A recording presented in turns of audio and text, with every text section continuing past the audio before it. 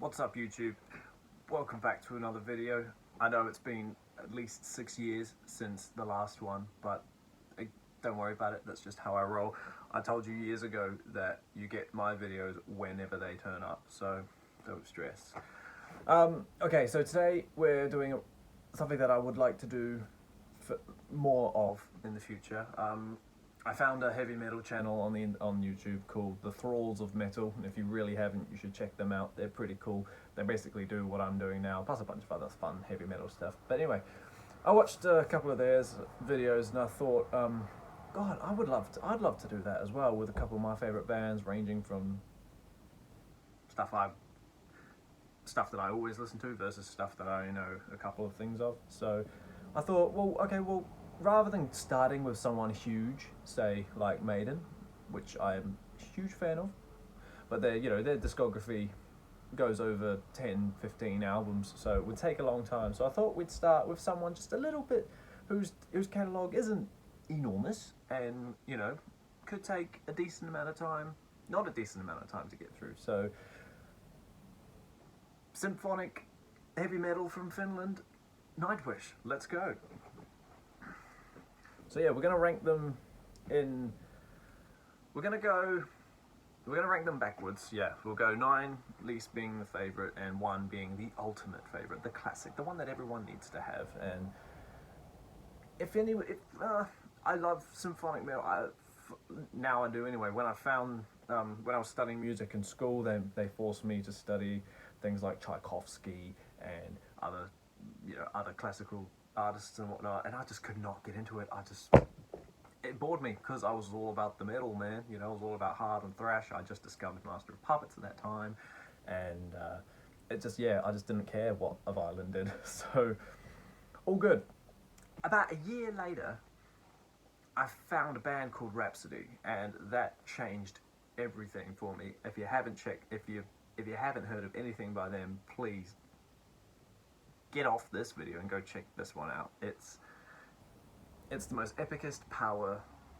It's power metal, it's classical metal, it's symphonic in a way. It's just so good. But enough of them. I found Nightwish, and I found them in the 2011, 2012 era of my life, which to those who are Nightwish fans know that that's when the first singer, Taya, had already left, and we were singer number 2, which was Annette, who, to this day people say is the weakest Nightwish singer, and that might be true, but it doesn't matter. I've got a soft spot for her because she is the one that put me onto Nightwish, and as Taya and Floor do their amazing things, Annette's always going to be my favourite just because of she made me fall in love with the band. But yeah, enough rambling about histories and whatnot. Let's get into this countdown and let's see which one reigns supreme, shall we? Okay. They were formed in 1996 in Finland and started as like this simple sort of campfire-esque acoustic project, and just not had too much going for. Well, they had no big dreams, but that's completely fine. Over a 20-year, 25-year period now, they've released 9 albums, and I regret to say that the most recent release, Human Nature, released on April 10, 2020, comes in at number 9 for me.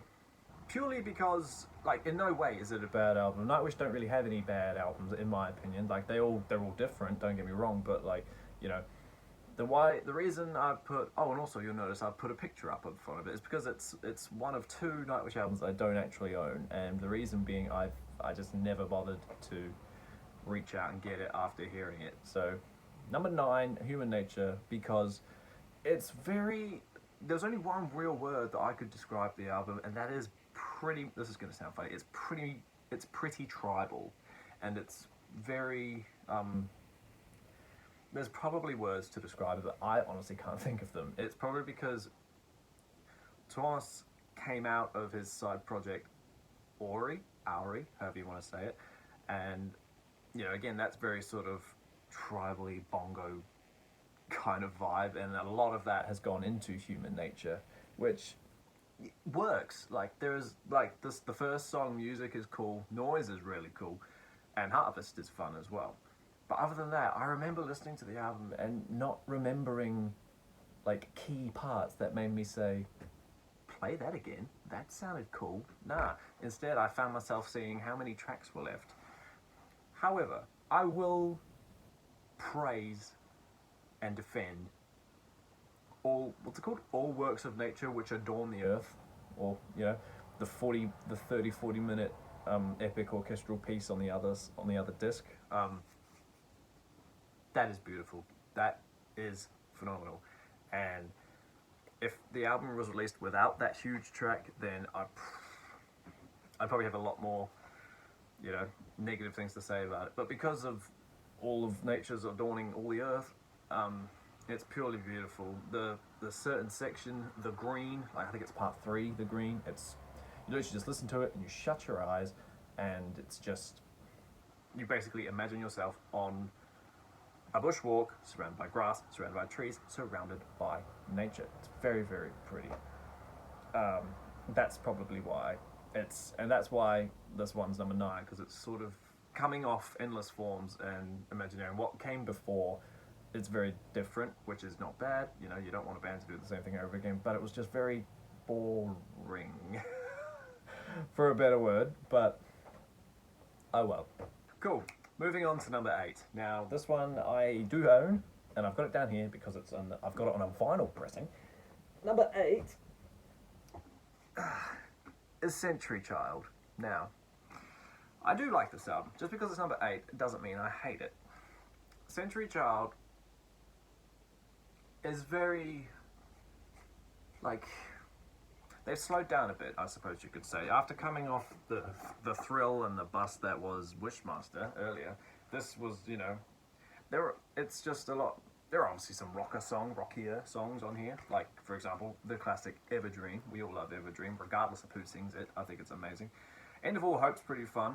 And Bless the Child's kind of cool too. They're all the classic sort of, you know, the ones that we all know. But then, like, side 2, the second half of the album, side 2 is probably my favourite because it's got Slaying the Dreamer on it. Now, that's got that awesome, cool, freaking... It's got that heavy breakdown in it, and it's so good, and that's probably, that breakdown in itself is probably half the reason why side 2 is my favourite, you know. But I really, really also like the humongous ballad that comes with this album, Forever Yours. It's so good, and it's really letting Taya bring out herself and just, you know, just basically go crazy with your voice, do what you can, and it's real cool. Phantom of the Opera is a cool cover. I love that musical. I saw it in New York. Cool. Brilliant. And The Beauty of the Beast is a 10-minute epic, which is always fun. Who doesn't love a good 10-minute epic? But obviously not enough to crank any higher. But still, good album. Very happy to own Century Child. It's a double album, but it's in a single thing. It's very funny. Album number 7, moving up through the category now. Coming in at number 7, Loud and Strong, We Tackle, the second release, Oceanborn. Now, this one's a cool album. Again, they are all cool albums. I'm probably going to say that with every opener. But Oceanborn is sort of... It's a great sophomore album, I think. It's sort of like... You imagine listening to Angels Fall First, the first album. It's very sort of... We'll talk about that when that one comes up. But when you put this one on, it's such a change. Like, for example, Stargaze is an incredible... I can't even talk. It's an incredible... opener. That's what I was trying to say. Sorry, I'm just going through my notes here of what we've got. Oceanborn. So yeah, initially the band have progressed far from where they came on the first album, and you know, there's fast-paced drums and there's pedal no keyboards in that song, and it's just awesome.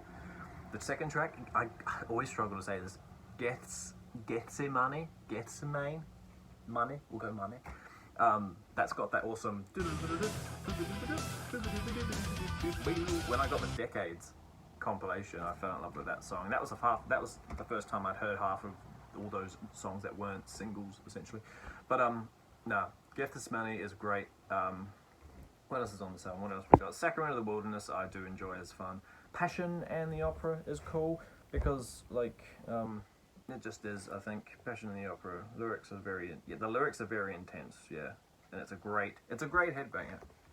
Moondance is funny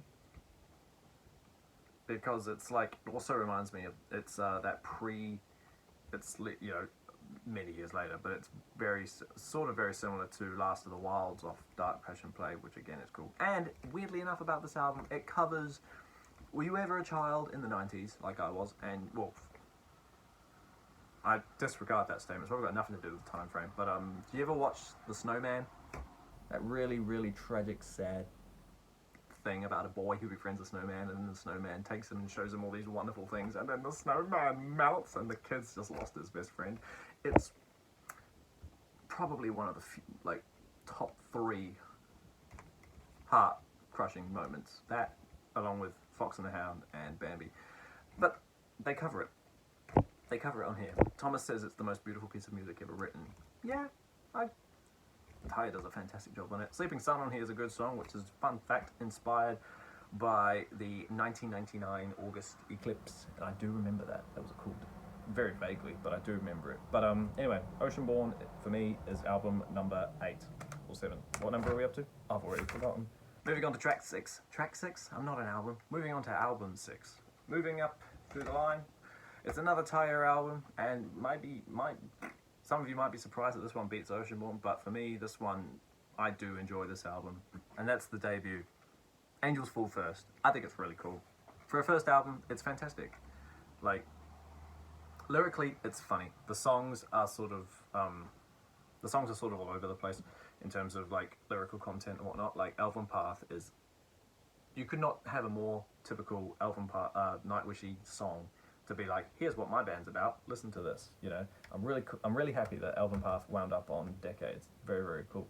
Beauty and the Beast is cool because it's sort of duetting. It's a duet song, and I'm pretty sure it's Thomas that's singing the male vocals on that one. And it's got like an awesome sort of triplet, I want to use the word triplet, like synthy, and that kind of builds the bass of the song. Other ones on here that are really cool, like the, is it Astral Romance, I think is the slower one? That's really nice. It's got that high-pitched, pretty sure that's that one. Stand by, fam. Yeah, Astral Romance is the one with the chords and at the notes at the end. Yeah, sweet as. I always have fun trying to say this word. Tutankhamen, I actually only really like the intro to that song. Once the song itself takes off, I'm kind of like, cool. But like, the verse melodies are nice and everything, and it's cool. And Know Why the Nightingale Sings is probably one of the funnest riffs Nightwish have ever written, I reckon. And that title as well. Know Why the Nightingale Sings. Listen to that song and you will find out that answer. And Lapland is a funny sort of acoustic-y kind of way to end the album. Again, it's real Nightwishy. It's really cool. But I do praise this album quite a bit. I think it's a really cool debut, and what a great way to introduce yourself to the world in the way that they've done it on this one. Number 6. Number 5, we're getting into the top half now. This one's a very cool album, and not much more to say. Again, I told you I was saying it all the time, but number 5 is Nightwish's Wish Master from 2000. This one's cool. This one is very cool. I love this album so much. And only recently have I, like, when I was listening to all the albums again to kind of really pinpoint which one would be my favourite and whatnot, really some really cool songs to me stood out. Cheers My Sin is a fun sort of show, like, it's fun to put on in a show. If you've seen the Showtime Storytime performance, then, excuse me, that was a fun one for them to pull out, and I hadn't heard that song until that performance as well, so that was really cool. The Kingslayer again is fun. The lyrical phrasing is like Fight Fire with Fire, where it's very dun dun dun dun dun kind of thing. Fun. Come Cover Me is like is just another simple sort of Nightwishy love song. Very pretty. There are other cool things on here as well. Obviously the title track, Wishmaster itself, probably the best song on the album. I think it's really great. I've loved that song since I found the band. I think it's really cool. Crownless has a real cool arcadey like Pac-Man like sounding intro, and it's just really, really cool, fast-paced, double bass tempo, you know, throughout the whole thing. But I think Dead Boy's Poem is quite beautiful too, and really glad that that's on. I'm pretty sure that's on Decades. But the thing we have to talk about the most is Phantasmic. If I was to write a metal song, it would be something like, I would try to write something like Phantasmic. That references the love and the art that is Disney. Very, very cool. The tracks on the sections in Phantasmic are broken up brilliantly. I love the first part, and how it the part where she's like, "Wish upon a star," referencing Peter Pan, and it has like a slight key change. I think it goes up in a step or two. I don't know. And you know, you go through the whole song. You go through parts 2 and then part 3, and then it ends by resolving the part 1 chorus again, which I love. I love things that all come together, and you know, just it sounds really, really neat. And track Phantasmic, 8 minutes, great album. Nightwish, number 5, love it. Album 4 is Once, Tyre's last album. Again, when I put this album on, well, I was replaying the whole shebang. This album is glorious. I really do wish that I got the cover of the actual Angel rather than this one, but what are you gonna do? Obviously, we have the classics. This is the first album to introduce actual symphonic orchestras in the background, as opposed to just synthing the background, I suppose. Let's go through it. Dark Chest of Wonders, absolutely fantastic. Wish I Had an Angel, probably up there in top 5 of all songs. Nemo is glorious. How can you not like Nemo? Nemo, I think, is a beautiful song. And my ultimate favourite song off the Once album is probably Planet Hell. I saw a performance of Annette singing it, and it was like, that's such a different take on it. But it sort of, I learned, because of her singing it, I was able to listen to the words, and I really liked it. So then I went back to the album's version, and I appreciated it more. You know, again, the intro was cool, where it's choirs and ha, ha, ha. Very cool. Moving through the album, the siren is cool. Dead Gardens is funny, I think. I'm pretty sure I wrote that down. Did I write Once? Yeah, Dark Gardens. Single note intro in a very heavy chord, nice. It's an upbeat, fun song. Yeah, I remember sitting here being like, this is cool. And again, if you've seen Showtime Storytime, you'll know that Romanticide is a cool fun one. Very sort of dun,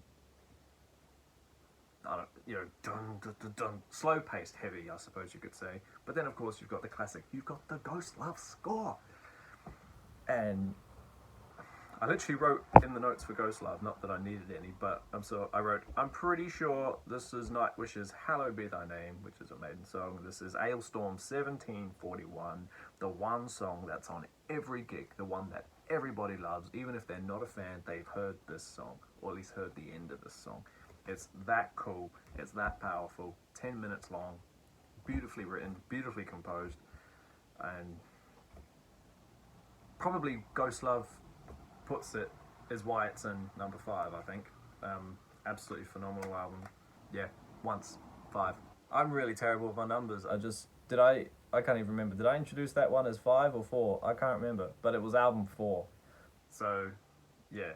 Number 3 is the second Nightwish album that I don't physically own, and that is Dark Passion Play.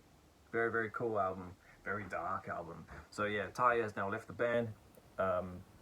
We have Annette. Welcome Annette into the world of Nightwish, and immediately what a change. Obviously Annette's not a soprano singer, and yeah, I think this album has some really, really, really clever songs on it. Well, clever, you know, really amazing songs. The Poet and the Pendulum is probably one of the darkest songs Nightwish have ever written. I'll never forget the interview that he says. I can't remember which. I think I can see it in my head, but he's like, yeah. So I wrote the Poet and the Pendulum, and I kill myself in the song, so I don't have to do it in real life. And that's a really horrible thing to say, but I mean, there's so much emotion that goes into that song, and it's insane. The single Amaranthi, I think it's how you say it. That's a cool song, and And there's also like some randomly cool, fun ones in there. Like The Islander is beautiful. Meadows of Heaven's really beautiful too, and so is Cadence of the Last Breath. But my ultimate favorite from Dark Passion Play is probably Eva, because it's so pretty and it's so sweet, and the storytelling of that song is so nice, you know. And Sahara's fun too. So it's a really cool album. Again, you can tell I'm liking more of every song the further up this list we go. But I think that's enough on Dark Passion Play. It's a cool album, and yeah, now we're getting into the fun ones. Number two I have on vinyl release. My mother has it on CD. And number two is Endless Forms, Most Beautiful. What is there to say about this album? Absolutely everything on this album is good, except The Eyes of Sharbat Gula. I just can't get into that song. It's too repetitive, it's too hypnotic, it's too slow in building, but literally everything else on this album is phenomenal. Shadow Before the Beautiful was a great opener. I think it's cool. Weak Fantasy is really fun as well. Elaine is great. Beautiful single. I'm so glad they chose that for the single. Yours Is an Empty Hope is just wow. Like, you hear it and you hear Marco singing and you think, yep, cool. But then you hear this sound and you think, that's Fleur. So Fleur's singing it now. Oh yeah, of course. Sorry, Annette's already left the band now, so Fleur Jansen, and hopefully she sticks around. Yeah, Our Decades in the Sun is a beautiful chance for Fleur to slow down and be all nice and gentle. It's very, very powerful, very beautiful. You've got My Walden, very I Want My Tears Backy flute kind of fun folk kind of music. Great fun to sing along to. The title track, Endless Forms. Edema Rue and Alpenglow are beautiful too. Alpenglow more so than the Edema Rue. They're both catchy to sing, and Alpenglow is just a real typically Nightwishy kind of written song. It's fun, but then you skip over The Eyes of Sharbat Gula because you don't want to listen to it, and then you come into The Beast, The Mammoth, The Mariner, the greatest show on earth. 24 minutes long, and in 5 different parts. It's just all so beautiful about that. From part 1 to the beautiful piano orchestras and the vocals, to the second part where it's a bit heavier, part 3 where it's just more, and then part 4 where it's just like, oh, it's got one of the best endings in the world. It's up there with Ghost Love Score, and you know, it's just amazing. Endless Forms, Most Beautiful, album 2. If you've been paying attention, you'll realise that there's no point in beating around the bush, that number 1 is indeed Imaginarium. It has to be. I am so sorry. This is probably the greatest album they will ever put out. I don't think they'll top this. Not for me. I love it so much that I have it on 2 formats. It's that good. I bought this album in Australia in 2011. No, I lied, 2012. And I only knew Storytime. I just took a gamble and was like, I'm taking this. Storytime is the song of Nightwish. Hands down. I'm sorry. I'll fight you for it, on it. Storytime, Ghost River, Slow Love, Slow. Even the ones I don't like are still good. Like Slow Love, Slow. Jazz lounge kind of music. It's not really... it's a random one on the band, but like it still works and it fits. Storytime's great. I Want My Tears is amazing. Yes, it emulates Iron Maiden's Dance of Death, but it fits and it works. Scare Tale is great. I love Scary Tale's intro because it's got orchestras going and it's got Yuka's double bass going hard under it. It's just so good. Turn Loose Mermaids, the acoustic ballad, is just beautifully sung and beautifully written. The Crow, the album, The Dove, sounds like a book that I want to read, and another acoustic song. It's just so beautiful. And Last Ride of the Day. Do I need to talk about Last Ride of the Day? It's got to be. This reminds me of the time I talked about Glory Home. It's just so amazing. Everything about this album is pure gold. And Song of Myself, the 12-minute song on here, is just yes. And it ends like a film with the Imaginarium orchestral track being a credits reel song. It's just like, it's just beautiful. This album, there is nothing bad about this album. The artwork is insane. And I'm so happy that I have it on vinyl and compact disc now. It's just the film as well. Watch the film. It's a bit weird, but it's absolutely gold. I love this, and I will love it to death. I saw them on this tour here in New Zealand, and it was amazing. And yeah, I could do a whole video on my own, on its own, why Imaginarium is the best Nightwish album ever. And I mean, let me know if you want that, but all good. Okay, team, sweet. So thank you so much for hanging out with me while I ramble and trip up on my own words when I talk about Nightwish's albums and what order I like them. Like I said before, I'm gonna try and I want to do more of these, like on different of my favorite bands that I like religiously like, other bands that I might only know half of their discography. It's a great way to get into new music as well, and just, you know, expand my knowledge of bands and whatnot. Cool. Right, so quick little bit of self-plug. I'm recording an album. I'm recording a solo project. I have one song released so far on my channel. It's called Chaos Reigns. Please go and check it out. Let me know what you like. There's more of that coming, I promise. I'm working on a big horror, scary, opus-y kind of song right now that involves orchestral instruments. I wonder where the inspiration for that came from. But please go check that out and let me know what you think about it. And yeah, other than that, we will leave it there. And until I find another band that I want to do this with, which hopefully won't be too far away, enjoy the rest of your day, take care of yourself, and I'll see you again soon.